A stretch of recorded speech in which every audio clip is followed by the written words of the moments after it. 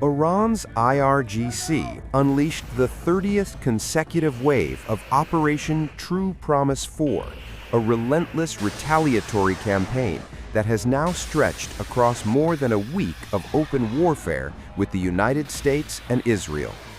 As per reports, liquid and solid fuel ballistic missiles of the Khorramshahr, Fattah and Khaybar families were launched from multiple sites. The IRGC confirmed that all launched munitions hit their designated targets successfully.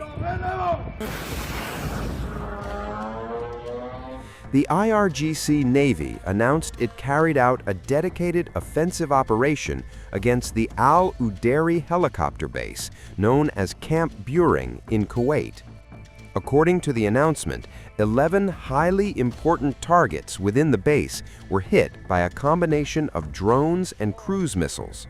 Among the destroyed targets were the base's fuel tanks, gas storage, the American helicopters ramp, logistics and support facilities, and core infrastructure installations.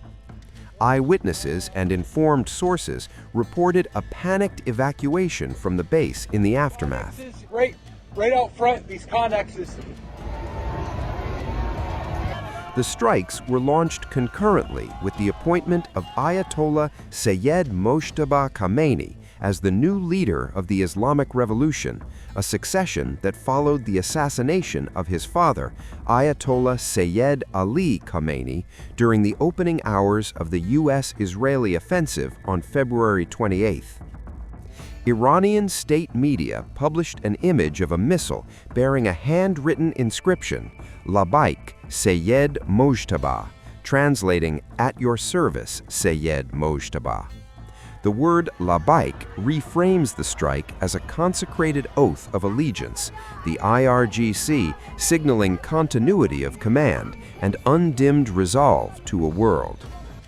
Israel, however, has said the newly appointed supreme leader is among the target it may hit, attracting sharp reactions from allies.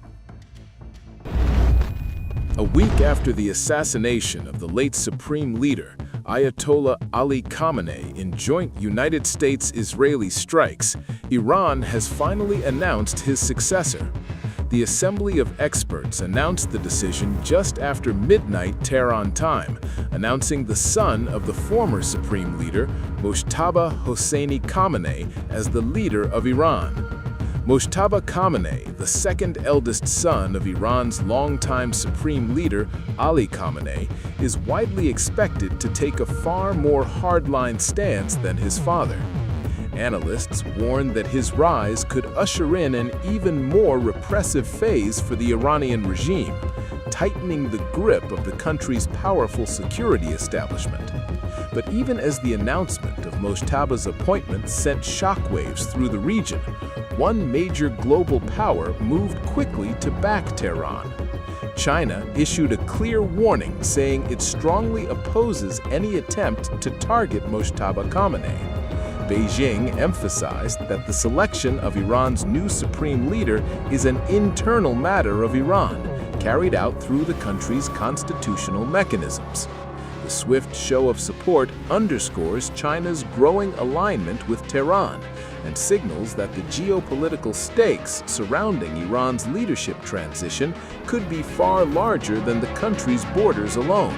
China firmly opposes interference in the internal affairs of other countries under any pretext. Iran's sovereignty, security, and territorial integrity must be fully respected. China urges an immediate cessation of military operations, a prompt return to dialogue and negotiation to prevent any further escalation of tension.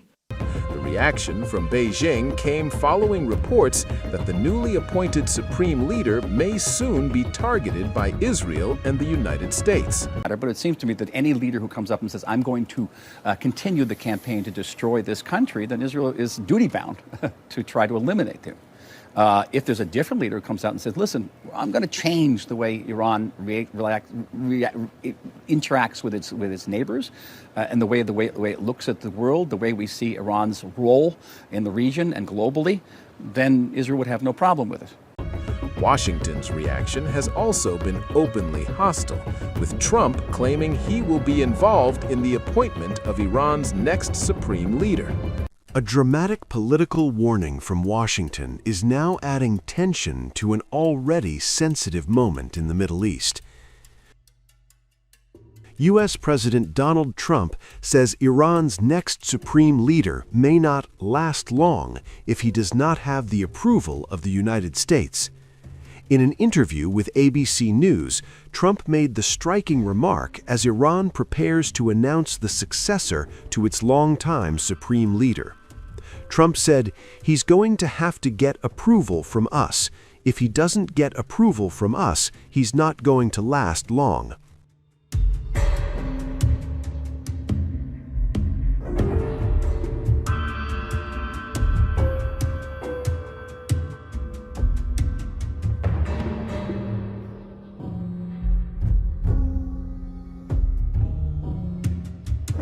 The statement comes at a critical moment for Iran's political future. The country's powerful clerical body, the Assembly of Experts, has confirmed that it has already voted to choose Iran's next supreme leader. According to members of the Assembly, the vote has been completed and a decision has already been made. However, the identity of the new leader has not yet been officially announced. One member of the Assembly, Ahmad Alamul-Hoda, told Iran's Mehr news agency that the Secretariat will reveal the name of the chosen leader at a later time. The Supreme Leader is the most powerful position in Iran's political system. The role was held for decades by Ali Khamenei, who became Iran's Supreme Leader in 1989 and remained the country's highest political and religious authority. The position has sweeping powers. The Supreme Leader has the final say over Iran's military, judiciary, intelligence agencies, and nuclear policy. On the other hand, Iran has slammed Trump and insisted that the Iranian people will elect their new leader. We allow nobody to interfere in our domestic affairs. This is up to the Iranian people to elect their new leader. They have already elected the Assembly of Experts, and the Assembly of Experts would do the job. It is only the business of the Iranian people and nobody else's business. We are retaliating. We have not started this war. It is Americans who started this war against us, attacking us, and we are defending ourselves. So it is obvious that our missiles cannot reach the U.S. soil. What we can do is to attack American bases and American installations around us, which are unfortunately in the soils of our, neighborly countries. Well, first of all, apology in our culture is a sign of dignity and strength. Secondly, he apologized from the peoples of the region for the inconveniences they have faced because of this aggression by the United States and retaliation by us. So as a matter of fact, it is in fact the President of the United States who should apologize from the people of the region and Iranian people for the killings and destructions they have done against us. Tensions along the Israel-Lebanon border have sharply escalated after 2 Israeli soldiers were killed in a Hezbollah attack in southern Lebanon. The Israeli military confirmed that the incident occurred early this morning near an army post just across from the northern Israeli community of Manara. One of the soldiers killed has been identified as Maher Qatar, a 38-year-old Sergeant First Class and heavy machinery operator serving in the 91st Galilee Regional Division. The name of the second soldier has not yet been released by the Israeli military. According to a preliminary investigation by the Israel Defense Forces, the deadly incident began during engineering operations in the area. An armored Puma personnel carrier reportedly became stuck while operating in southern Lebanon. In response, Israeli forces dispatched another Puma armored vehicle along with 2 heavily armored D9 bulldozers to recover it.